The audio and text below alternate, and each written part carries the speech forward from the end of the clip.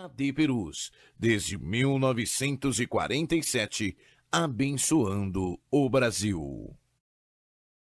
O YouTube ganha cada vez mais espaço como fonte de entretenimento, aprendizado e troca de informações. Tem muito conteúdo bom e outros que são perigosos e até malignos. Por isso, no canal oficial da AD Perus você encontrará cultos, pregações, louvores, agenda de eventos e muito mais. Vale a pena se inscrever e ativar o sininho. Assim, todas as vezes que tiver vídeo novo publicado ou estiver sendo feita uma transmissão ao vivo, a notificação vai chegar na palma da sua mão. Use as redes sociais para anunciar que Jesus salva, cura, batiza no Espírito Santo e breve voltará.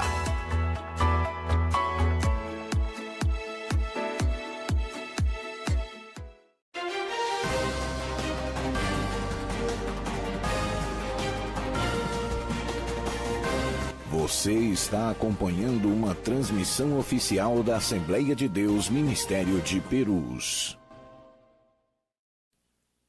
Paz do Senhor, meus irmãos, estou muito feliz de estar aqui mais uma vez para fazer mais um programa, a Bíblia Fala. E hoje nós vamos falar um pouquinho sobre o dilúvio. Nós vamos se basear em Gênesis, no capítulo de número 6, Gênesis capítulo de número 7, Gênesis capítulo de número 8, e capítulo de número 9. Mas, especificamente, vamos trabalhar os capítulos 6 e os capítulos 7. Capítulo 6, capítulo 7. E eu tenho aqui, mais uma vez, a alegria aqui de receber o meu companheiro, meu amigo, o nosso pastor, Maxwell Fajardo. Seja muito bem-vindo, pastor. Deus te abençoe, em nome de Jesus. A paz do Senhor, pastor Fernando. A paz do Senhor para você que nos acompanha aí na sua casa, onde quer que você esteja.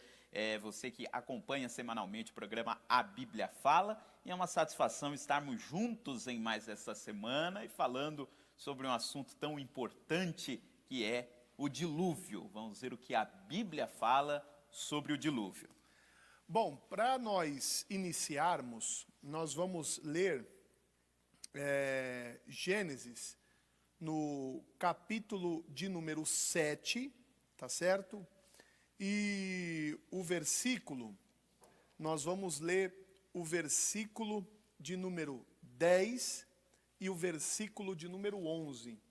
Depois da leitura, pastor, nós vamos conversando um pouquinho, senão a leitura vai ficar muito extensa do capítulo. Se a gente for o capítulo 6 todo e ler todo o capítulo de número 7, e depois o 8 e o 9, vai ficar um pouquinho extenso. Então a gente vai focar aqui no versículo 7, no capítulo 7, no versículo de número 10 e no versículo de número 11. Mas especificamente aqui, no versículo de número 11, tá certo? Versículo de número 10.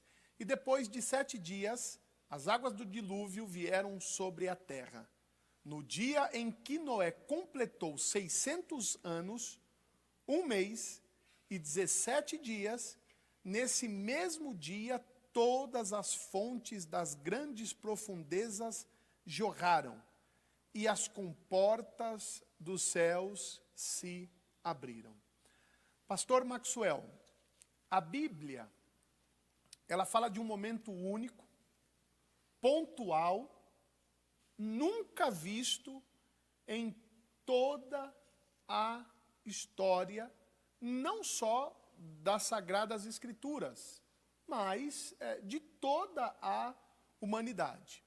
A Bíblia diz que numa determinada data, em uma determinada época, aconteceu um fator chamado dilúvio. E nós vamos falar um pouquinho hoje com os nossos amigos, com os nossos colegas, com os nossos irmãos, sobre esse tema, o dilúvio. Se você tiver pergunta, se você tiver dúvida, se ela não for sanada, você pode mandar para nós a sua pergunta, que no próximo programa nós a responderemos, tá certo? E eu quero pedir também já de antemão para que você compartilhe junto com os seus amigos, tá certo? Junto com com os seus familiares e com o seu grupo da igreja, tá certo? Ajude o nosso programa. Nós estamos na TV AD Perus e os nossos canais é o Facebook e o YouTube, tá certo? Vai lá, compartilhe o nosso programa, ele tem sido bênção para as nossas vidas. Pastor Maxwell, o dilúvio foi um fato pontual e único, nunca visto na história da humanidade, apenas em Noé. Apenas em Noé, né? Foi, inclusive, no final do relato do dilúvio, Deus se compromete a não mais destruir a terra com águas. Então, de fato, foi um evento único, um evento de grande magnitude no que diz respeito à história do ser humano, né? Então, aqui é um reinício da história do ser humano. Nós falamos nos programas passados sobre a queda do homem, depois falamos sobre Caim, Abel, vimos que os problemas na raça humana já começaram a se acumular, e aqui já logo no início da Bíblia a gente já tem um recomeço com o dilúvio. Então o dilúvio marca esse reinício para a história humana, e tem todo um propósito teológico da Bíblia em trazer essa história, e é uma história de grandes magnitudes no que diz respeito à estrutura do mundo, né? A estrutura da natureza. Foi um juízo de Deus em que toda a natureza foi transformada, toda a natureza foi modificada, né, por conta do dilúvio. E é uma história tão marcante, pastor, que inclusive existem relatos de outras culturas que têm relatos parecidos do dilúvio, né? Os mesopotâmicos, por exemplo, tem um dos livros que diz que é um livro mais antigo que se tem notícia, a Epopeia de Gilgamesh. Gilgamesh era um herói mesopotâmico, e lá tem uma história de um dilúvio, muito parecido com o que tem na Bíblia, e não é só lá, né? Diz que várias culturas têm histórias, né, mitos que lembram o dilúvio bíblico, o que é mais um argumento para nós entendermos que, de fato, né, a história do dilúvio aconteceu. Tanto é que ela é recontada em outras culturas de outras formas, mas, logicamente, nós acreditamos na versão bíblica, naquilo que a Bíblia diz sobre o dilúvio, e é justamente isso que nós vamos discutir aqui hoje. Pastor Maxwell, eu vou pedir para o senhor explicar, já que entrou essa palavra aqui, dilúvio, o que é o dilúvio, tá certo? Vou pedir para o senhor explicar o que é o dilúvio. Ok, o dilúvio é uma das passagens bíblicas, acho que mais conhecidas. As crianças conhecem muito bem o dilúvio, né? E a história geral do dilúvio, quando Deus mandou água durante 40 dias e 40 noites e salvou apenas a família de Noé, junto com os animais que foram colocados ali na arca. Mas, na realidade, a gente pode entender o dilúvio como o grande juízo de Deus, o primeiro grande juízo que Deus... o primeiro não, porque nós já falamos da queda, onde os juízos de Deus já foram pronunciados lá no começo do livro do Gênesis. Mas um grande juízo de Deus para a humanidade, e quando toda a natureza, né, foi usada por Deus para trazer aquele juízo sobre a humanidade. Por que o dilúvio foi causado? Eu acho que é o próximo ponto que nós vamos entrar, por conta da malignidade do ser humano, né? E por conta disso, por conta da forma como as coisas estavam andando, Deus intervém na história humana, usando as forças da natureza, usando as águas, e aqui já é um primeiro detalhe muito interessante. Nós estávamos comentando aqui antes de começar o programa, a gente sempre pensa no dilúvio como a água caindo do céu, né? Deus mandou chuva durante 40 dias e 40 noites, e quando a gente vai para o texto bíblico, a gente vê que caiu água não apenas do céu, né? O texto que nós lemos aqui para iniciar diz que Deus abriu os abismos, ou seja, não veio água só de cima, veio água de baixo, ou seja, de onde você imaginava veio água. A água veio com toda a sua força, com todo o seu ímpeto, trazendo o juízo de Deus para a humanidade, e ao mesmo tempo que trazendo o juízo para a humanidade, trazendo uma nova esperança, já que a família do homem justo, que era Noé, foi preservada. Ao mesmo tempo que Deus trouxe o juízo, Deus já traz, mesmo dentro daquele juízo, um recomeço através da família de Noé. Mas nós vamos falar sobre esses detalhes no programa. Se a gente fosse... o que eu queria passar um pouquinho assim para quem está nos vendo, pastor Maxwell, falando sobre o dilúvio, eu queria que o senhor falasse claramente o que é o dilúvio em si. O que é o dilúvio? O dilúvio foi um fato, mas eu queria que o senhor detalhasse para os nossos ouvintes, nossos amigos, o que de fato foi o dilúvio, o que é o dilúvio. Eu queria que o senhor colocasse para eles de forma clara e sucinta. Então a gente poderia dizer que o dilúvio foi esse Uma juízo... definição. O dilúvio foi esse juízo divino em que as águas tomaram por completo toda a terra, né? Em termos gerais, de uma forma bem simplificada, nós podemos definir o dilúvio desta forma. As águas, o juízo de Deus, em que as águas tomaram por completo toda a terra.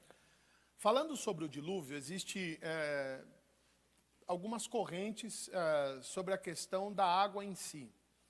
Algumas pessoas apontam que o dilúvio foi parcial. O senhor citou o conto de Gilgamesh, por exemplo, e ele coloca o dilúvio na Mesopotâmia. Mesopotâmia entre os rios. E nesse conto babilônico, ele fala que o dilúvio foi parcial.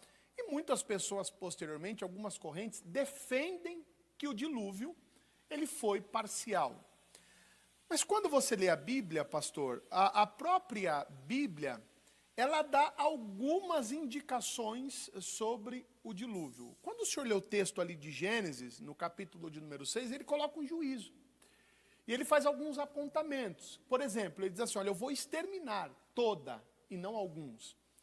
E algumas pessoas chegam até a dizer que esse todas, tal, eram todos que viviam na Mesopotâmia, eram todos os conhecidos de Noé, eram todos os homens que moravam naquela região.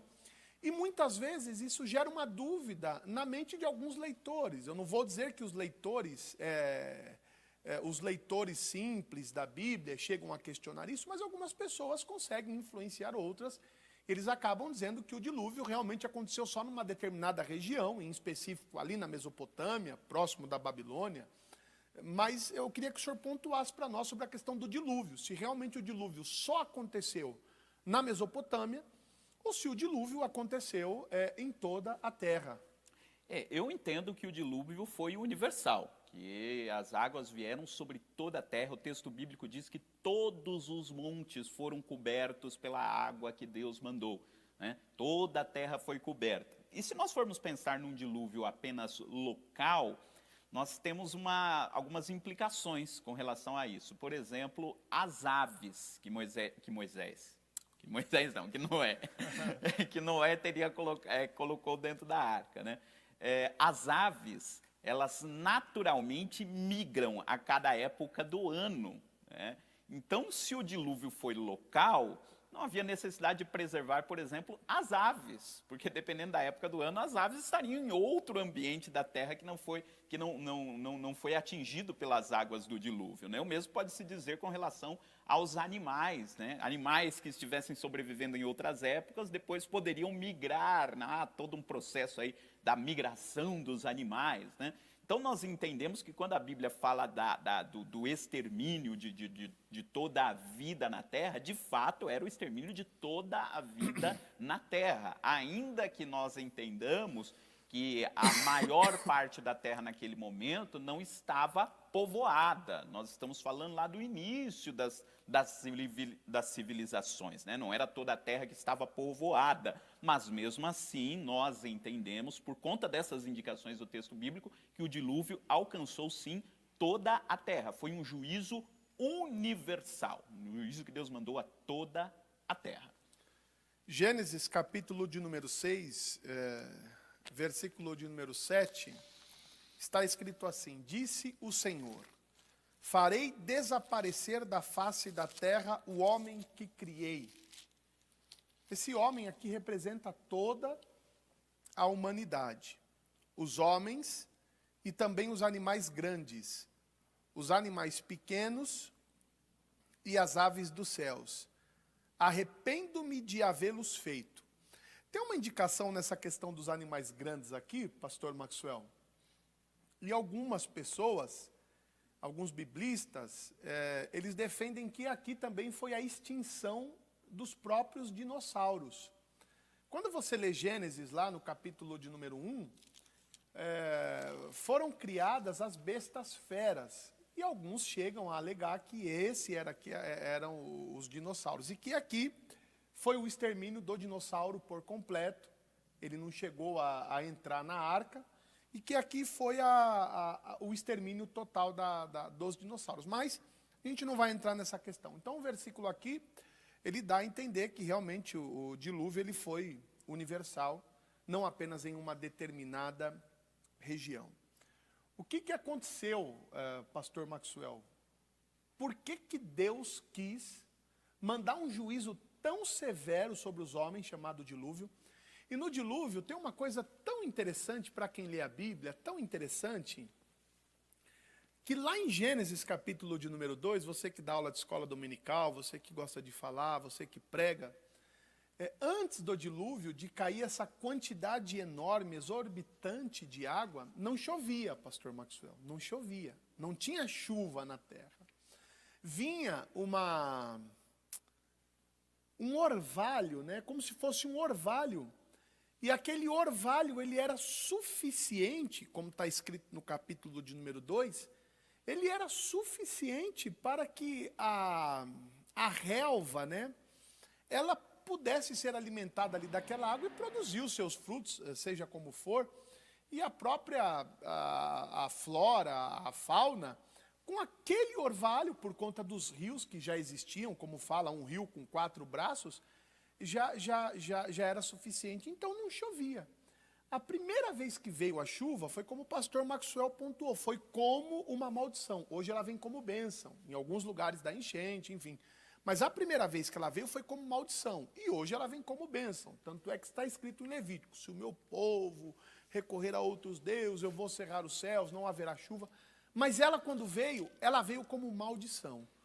O que aconteceu, pastor Maxwell, para que Deus ficasse tão furioso, logo no princípio da criação, baseado no tempo de existência dos homens, ali a gente não está falando mais do que 5.000 anos, a gente não está falando, a gente está falando de um prazo ali curto, a gente bem sucinto. O que aconteceu, pastor Maxwell? Por que é que veio esse dilúvio? Por que Deus ficou tão nervoso para exterminar, para eliminar todo o homem da face da terra, pastor Maxwell? Deixando apenas 8 pessoas, é verdade? O relato do porquê do dilúvio está no capítulo 6 de Gênesis. Logo no comecinho aí do relato, da narrativa sobre o dilúvio, há uma explicação. Explicação essa que está resumida no versículo 5. Gênesis 6,5 é um resumo do porquê Deus mandou o dilúvio. Viu o Senhor que a maldade do homem se multiplicara sobre a terra e que toda a imaginação dos seus pensamentos de seu coração era só má continuamente. Então arrependeu-se o Senhor de haver feito o homem sobre a terra e pesou-lhe em seu coração. Nos versículos anteriores há uma descrição mais detalhada, mas aqui é o resumo. A imaginação dos pensamentos do homem era má continuamente e havia uma multiplicação disso. Nos versículos anteriores, inclusive até um texto difícil até de nós compreendermos, há várias teorias para explicar esse texto. A Bíblia diz que existiam os filhos de Deus e as filhas dos homens. Nós vamos chegar lá. Então chega lá. Nós vamos chegar lá. Tá nós bom. vamos chegar lá. Eu me empolgo, pastor. O senhor sabe que eu vou me empolgando. Essa pergunta ela vai render um pouquinho. Depois tem outra pergunta também. Essa eu não te falei, mas eu vou fazer essa pergunta. E vai gerar polêmica essa pergunta, mas eu não cheguei lá. Mas então vamos resumir. Quais foram as causas? Então vamos fechar resumindo o que diz Gênesis 6,5. Viu Deus a maldade do homem que se multiplicara sobre a terra e que toda a imaginação dos pensamentos do seu coração era só má continuamente. O ser humano não apenas praticava o mal, mas multiplicava interesses maldosos no seu coração. A imaginação dos seus pensamentos era má. Ou seja, chegou-se a determinado ponto onde aqueles homens que viviam ali, eles não produziam nada de bom, não produziam nada de positivo, produziam apenas maldade, excetuando-se, logicamente, a família de Noé.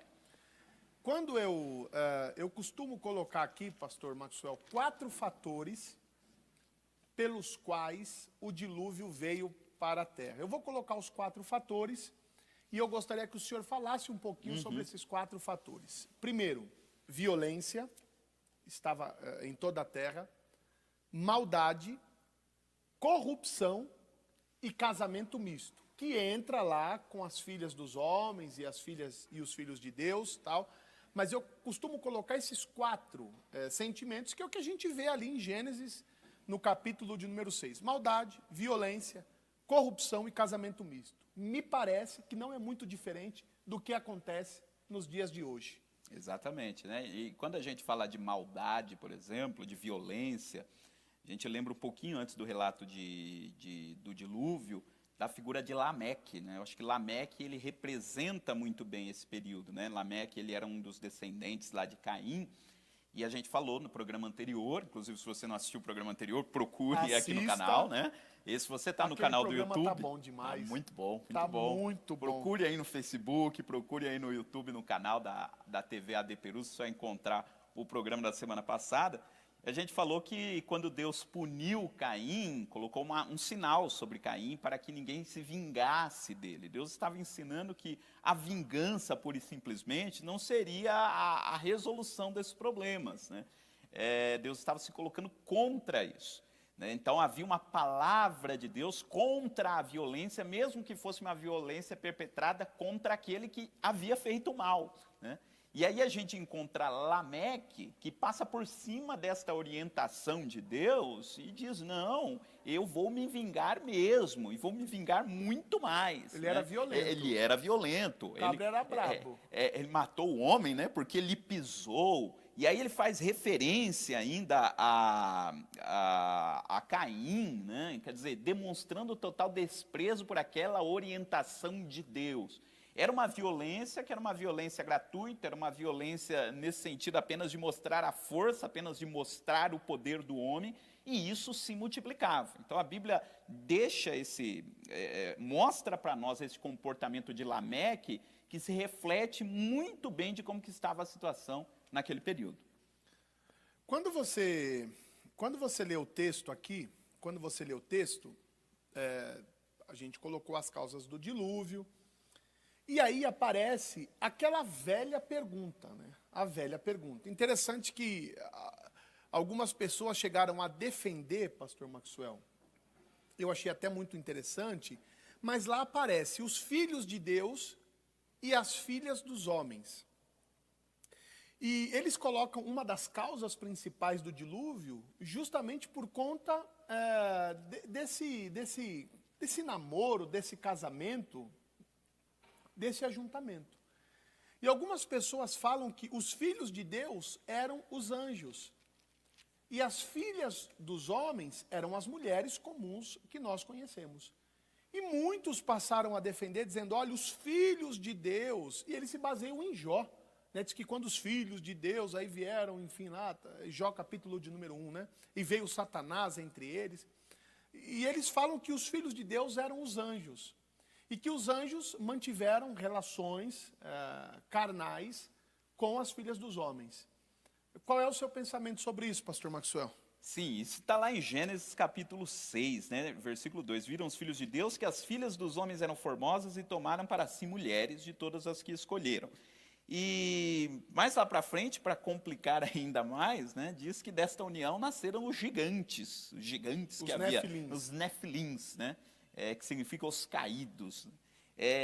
E há 3 explicações principais para esse texto. Quem eram esses filhos de Deus que se casaram ou tomaram as filhas dos homens, né, e tiveram relações com elas? Então, a primeira teoria, como o pastor falou, é aqueles que identificam esses filhos de Deus que aparecem nesse versículo com os anjos, porque outros versículos do Antigo Testamento chamam os anjos de filho de Deus, principalmente a questão lá no livro de Jó. Então, os anjos teriam se casado ou teriam tomado as mulheres, tido relações com as mulheres. Dessas relações nasceram os gigantes, que são os nefilins. E aí gera um problema muito grande, né? Se a gente abraça essa teoria. Esses nefilins seriam o quê? Seriam homens? Seriam anjos? Seria uma outra espécie, né? Aí já vem alguém que vem defender que eles não morreram no dilúvio, enfim, aí se abre uma brecha para uma série de outras quem possibilidades. Diga que os nefilins eram os demônios, passaram a ser os demônios, porque demônio e anjo, a gente não vai falar disso aqui agora, mas demônio e anjo são seres diferentes, não são, porque demônio possui as pessoas e anjo não possui ninguém. Você vê que os anjos possuem os porcos, no Novo Testamento há várias possessões, os anjos nunca fizeram isso. Eles sentaram, conversaram, comeram, mas nunca possuíram. E eles falam que os demônios, é uma teoria, são os nefilins. Uma teoria. Até para tentarem dizer, né, os anjos não fariam isso, mas os demônios fariam. Fariam isso. Os demônios fariam, né? Mas aí gera-se esse problema todo. Seria um texto totalmente deslocado de toda a nossa compreensão bíblica, até porque há outros textos da Bíblia que deixam claro para nós. Não existe a possibilidade de relação entre anjos e homens, né? O próprio Jesus disse isso. Então essa é a primeira teoria. Os anjos são assexuados. Os anjos são assexuados. Assexuados. Tanto é que não tem uma... Não se casam e não se dão em casamento. Isso tanto é que não tem uma raça de anjos. Os anjos não se reproduzem, né? Os anjos foram criados todos juntos, não tem necessidade. Instantaneamente. Eles foram criados num grupo, né? Não precisa de dois anjos, né, para formar um outro. Não, os anjos foram criados todos juntos, né? A reprodução, a criação foi um privilégio que Deus deu a nós, seres humanos, assim como deu também aos animais, enfim.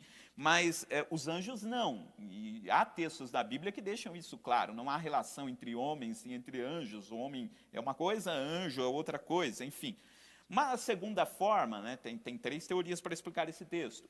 Uma segunda teoria diz que esses filhos de Deus seriam reis, ou seriam pessoas de uma classe social elevada, né, que viram as filhas dos homens e as tomaram por mulheres. Então seriam homens poderosos que surgiram naquela época e que viam uma mulher, se sentiam atraídas por essa mulher e tomavam para si, né? E aí dessa união nasceram os gigantes. Aí o gigante aqui seria nesse sentido comparativo, né? Os homens fortes da época, que eram filhos de homens importantes, de reis, enfim. Essa é uma segunda teoria. E uma terceira teoria, é a teoria que diz que esses filhos de Deus que aparecem aqui no texto, nada mais seria do que a descendência de Sete, a descendência piedosa que veio de Sete, que era o filho de Adão, que ficou lá no lugar de Abel, né? Nós falamos isso lá no programa anterior, né? Depois da queda, você tem lá a geração que veio de Caim, de onde veio até o Lameque, que a gente falou, e você tem a descendência piedosa, que veio lá de Sete, né, que foi o substituto de Abel. Cujo estreante é Enos. Cujo estreante é Enos. Que começa a invocar... passou a invocar o nome do Senhor. E lá nos capítulos iniciais de Gênesis, você vê que tem lá a descendência de Caim e a descendência de Sete. A Bíblia até usa palavras diferentes até para descrever o que aconteceu numa descendência e na outra descendência. Então, uma das formas de entender esse texto é que começou a haver uma mistura entre essa descendência piedosa de Sete e a descendência deturpada, né, da descendência de Caim. E nisso a corrupção começou a se instaurar ali no gênero humano. Em vez da descendência piedosa estar influenciando a descendência pervertida, aconteceu o contrário. Houve uma perversão geral no gênero humano a partir desta mistura, né? A partir deste contato da descendência piedosa com a outra descendência, e a corrupção se espalhou em todo o gênero humano. Então, são três possibilidades de leituras aí que são feitas neste texto. Mas o que a gente pode afirmar, né, com relação a esse texto? A coisa começou a caminhar de uma forma que não havia sido planejada por Deus, por conta da liberdade que Deus deu ao ser humano. O homem usou mal esta liberdade e por conta disso as coisas caminharam para este fim que deu no dilúvio. Pastor Maxwell, vamos nos posicionar aqui, nos posicionar, porque tem uma coisa muito interessante. Quem acompanha o programa já me ouviu dizendo sobre o teor geral das Escrituras. E no teor geral das Escrituras, nós temos uma base, que é o pensamento único de Deus. tá certo? O pensamento único de Deus. Nós vamos tratar disso posteriormente. Porque diz que Deus aqui se arrependeu de ter feito o homem. Nós vamos falar disso posteriormente, tá certo? Mas está escrito em outro texto que Deus não se arrepende, tá certo? Está escrito em Números que Deus não se arrepende, tá certo? Mas falando do teor geral das Escrituras, ou do pensamento único de Deus, isso é muito interessante, porque nós cremos que Deus, ele nunca se arrependeu de nada do que ele disse ou fez. Mas falando do teor geral das Escrituras, o Senhor colocou aqui 3 teorias aqui para nós. 3 teorias. Eu vou me posicionar e eu vou ficar com a terceira. Por que eu vou ficar com a terceira? Eu vou ficar com a terceira porque quando você lê o teor geral das Escrituras, você vê que o pensamento único de Deus era justamente esse. De que os homens mantivessem casamento com as mulheres que faziam parte do povo de Deus. Eu não sei se eu estou sendo bem simples, mas, por exemplo, quando Abraão casa, ainda Abraão, ele casa com a sua meia-irmã. Ele foi chamado, tá certo? Ele foi chamado. E, ao contrair o casamento com a sua meia-irmã, é como se ele mantivesse uma linhagem. Depois, posteriormente, quando é a vez de Isaac, veja que eu estou construindo o argumento aqui. Ele fala para Eliezer, ou para Eliezer, né? Você vai e você busque dentre a família. Ele não queria que saísse fora da família, tá certo? Você busque dentro da família. Posteriormente, quando vem a lei, aí já vem uma proibição clara. Era proibido aos homens casarem com mulheres de outros povos. Eles só poderiam casar entre os judeus, ou entre os hebreus, ou entre os israelenses, tá certo? Isso foi uma lei. Você vê que em Números acontece uma coisa terrível, porque Balaão, ele não conseguindo amaldiçoar o povo, ele instrui o povo, pastor Maxwell, a fazer casamento misto, a ter relações mistas. E a partir dali, vem a ira de Deus e muitas pessoas foram ali exterminadas. Foram mortas, tá certo? Porque seguiram esse conselho. Depois, posteriormente, lá na frente, a gente está falando aí já de Neemias, né?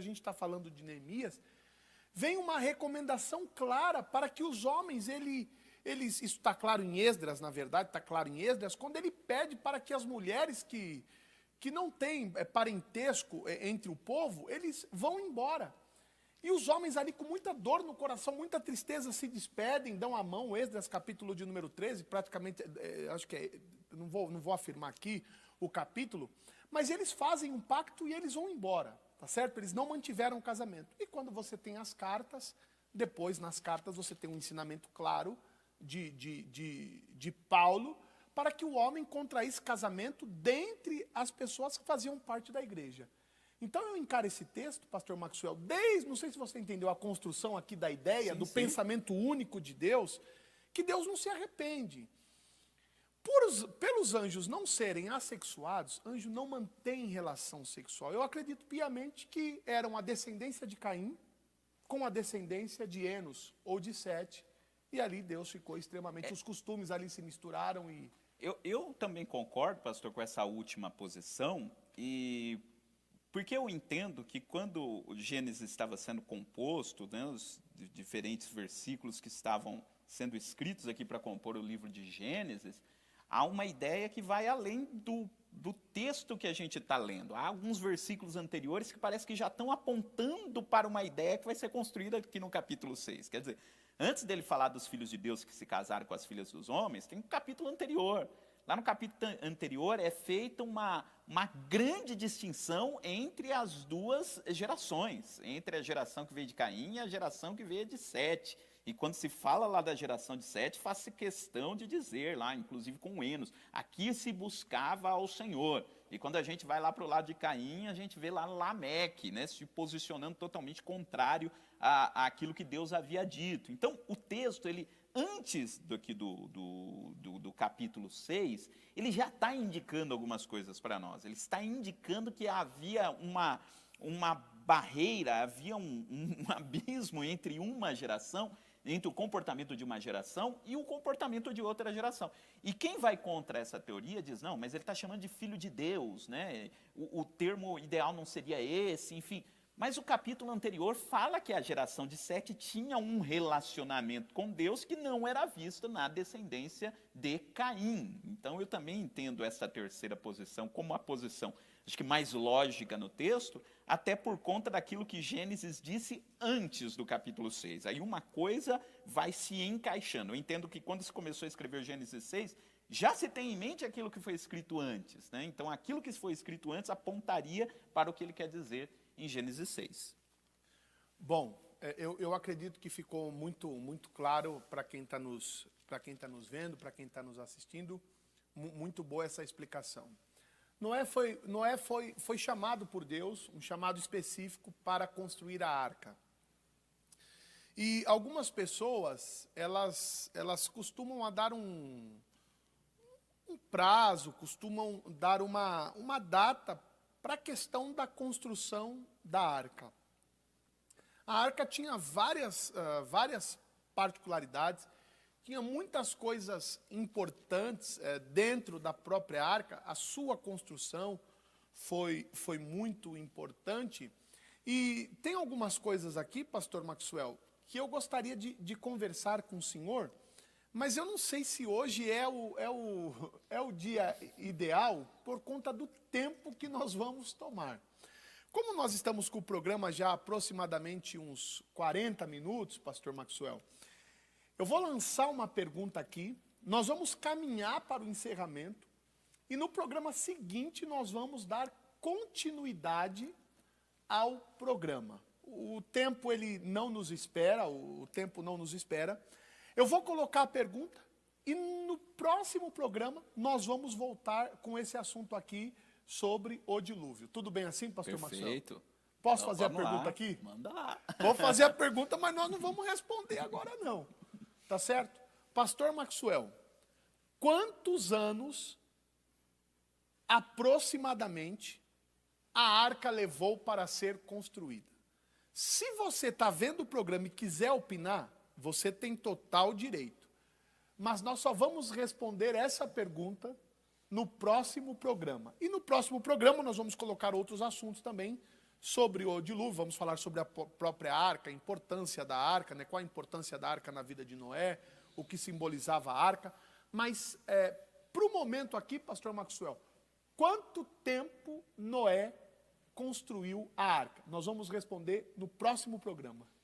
Então não perca, hein? Na terça-feira que vem, no nosso próximo programa, dando continuidade à questão do dilúvio. E eu também lanço uma pergunta, pastor, para a gente discutir lá, né? Não, uma pergunta simples, né? Por que a gente chama a arca de Noé de arca? E a gente não chama nenhum outro barco de arca. Nunca vi nenhum outro barco sendo denominado de arca. Por que esse barco especificamente é chamado de arca e não nenhum outro? Por que não é o barco de Noé, né? E sim a arca de Noé? É uma questão interessante para o próximo programa também. Então nós vamos colocar aqui o que é a arca. O que é a arca? O que a é definição de arca. E por que a não definição de barco? Né? Então está marcado aqui também.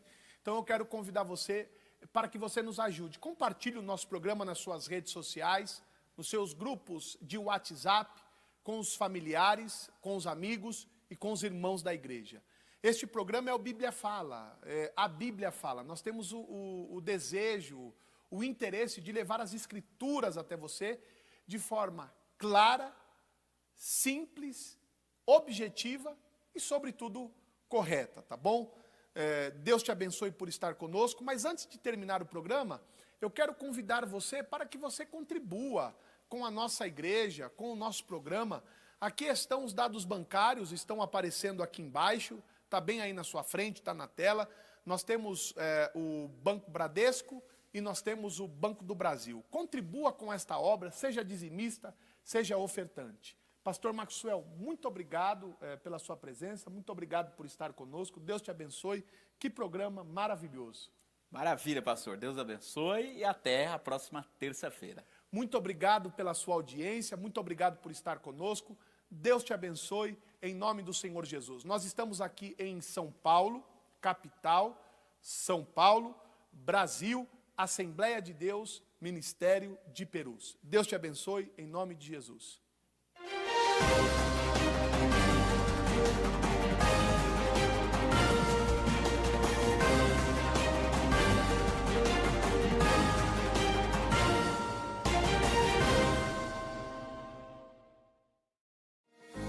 Mesmo sem os cultos presenciais em nossas igrejas, precisamos que os irmãos continuem fiéis nos dízimos e ofertas pela rede bancária, depósitos ou transferências, bem como pelos canais digitais no nosso portal. A igreja continuará contando com sua fidelidade para a manutenção dos nossos templos, projetos sociais e missionários. Em seu culto no lar e durante nossas transmissões, torne a oferta parte do culto e creia na providência e cuidado de Deus sobre a sua vida, família e finanças. Você pode contribuir através de depósito e transferência bancária.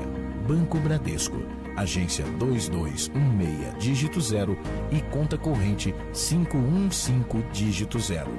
Igreja Evangélica Assembleia de Deus Ministério de Perus, CNPJ 63-098-552/1000 contra, dígito 02. Ou acesse nosso portal para contribuição online, adperus.com.br/contribuir. Contamos com a compreensão e fidelidade de todos os salvos. AD Perus, desde 1947, abençoando o Brasil.